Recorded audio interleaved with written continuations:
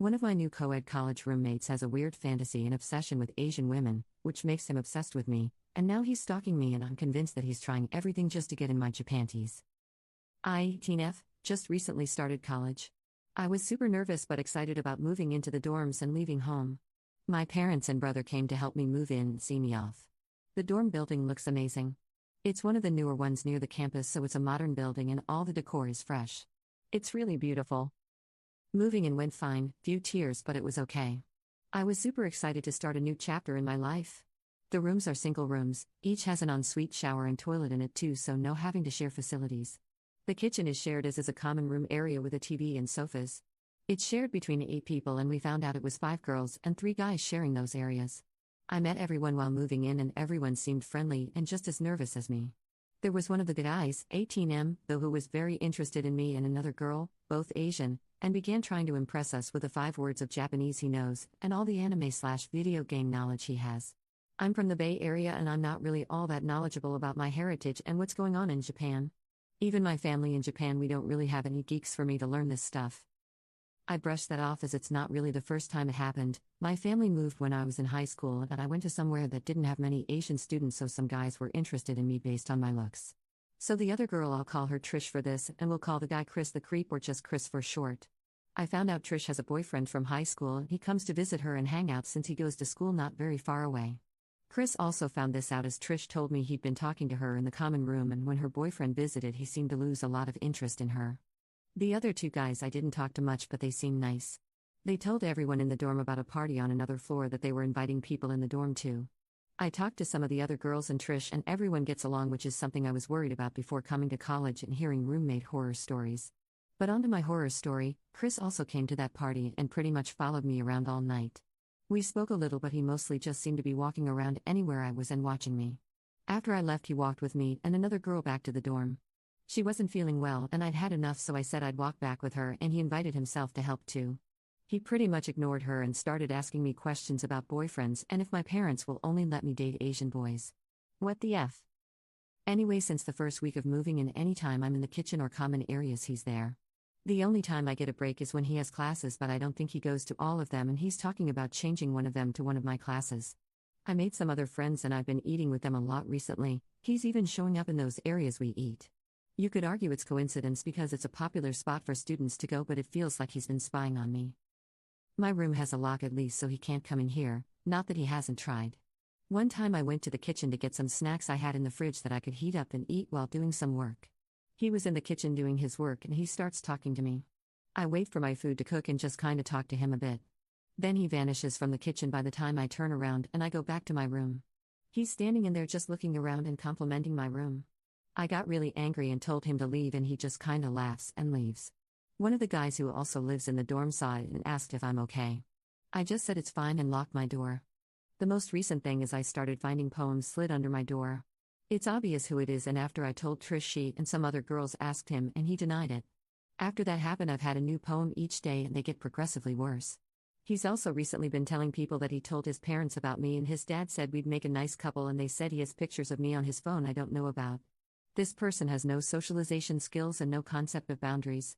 Yesterday I had coffee with a guy from my classes as we were discussing some things we needed to read and where to get the books cheap. I guess Chris saw us as he was asking me who the guy was, and I told him it's none of his business. This seemed to make him mad as he left the common room and went to his room. I was told later he came out and was pacing in the hallway near my room. I'm supposed to meet the same guy again soon, as he invited me out and he was nice enough to help me, so I said I'd buy him lunch today. I feel uncomfortable that Chris will be watching me again, and I don't feel comfortable when he's around me in the dorm. I wonder if he'll eventually get the message and go away, or if this will continue, and if he does keep following me around the dorm and asking me awkward questions, posting stuff under my door and so on, what I should do about it. He's technically not violated any rules by being where I am, and it's also his kitchen and common area, so I can't make him leave or tell him when he can be there. I don't think he should get away with this though. Update. There were a lot of people who offered me advice and encouragement to deal with my problem, and I want to thank those people first. Since there was interest, I thought I'd provide an update to the situation now. A few things have happened. So as I spoke about in the comments in my last post, I'd sent an email to the RA in my dorm explaining the issue and asking to speak with her. She got back to me quite quickly and asked if I could come see her, and also asked to speak to Trish, the other Asian girl he'd made some comments to and hassled, along with a couple of witnesses, the guy who heard me yell at Chris when he entered my room without permission and one of the people who witnessed photos of me on his phone. She took some of their statements down and chatted with us all, then with me alone for a bit. I spoke about things he's done like follow me and asked me questions about who I'm talking to, and I bought some poems he slid under my door as evidence. We talked about what's been happening, how I'm feeling, and about boys in college in general. She shared some of her own bad experiences with persistent guys and showed concern over things that have happened between me and Chris and felt like it needs to be stopped now before things can possibly escalate further. She especially was concerned at some quite racist things he said and that he has pictures of me taken without permission. She said that it should never be tolerated on campus and that she'll speak to her superior about our issues. I also talked about wanting to tell him how I don't want his attention and that he makes me uncomfortable, and asked for mediation, and she said she'll arrange it. She's a nice person to talk to. I'd not spoken with this RA much but seen her around. The RD spoke with her and he decided he would bring us both into his office to try and resolve some issues. I was nervous, but the RA I spoke to before would also be there, and I felt reassured at least that she's on my side. They asked me to speak first, so I told him that I'm not interested in his advances and that his actions have made me feel intimidated and uncomfortable in my own home and around campus.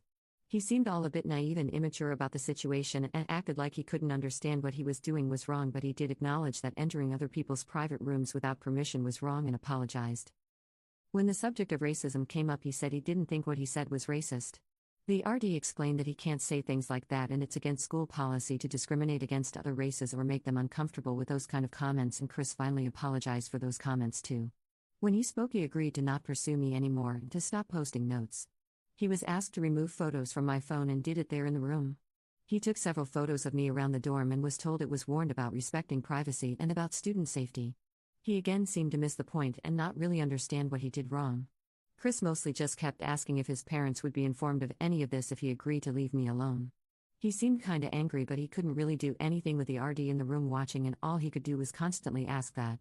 Anyway, we concluded that he accepts I'm not interested in a relationship with him. He asked about being friends and I said I prefer we avoid each other as best we can, and he eventually agreed to that too.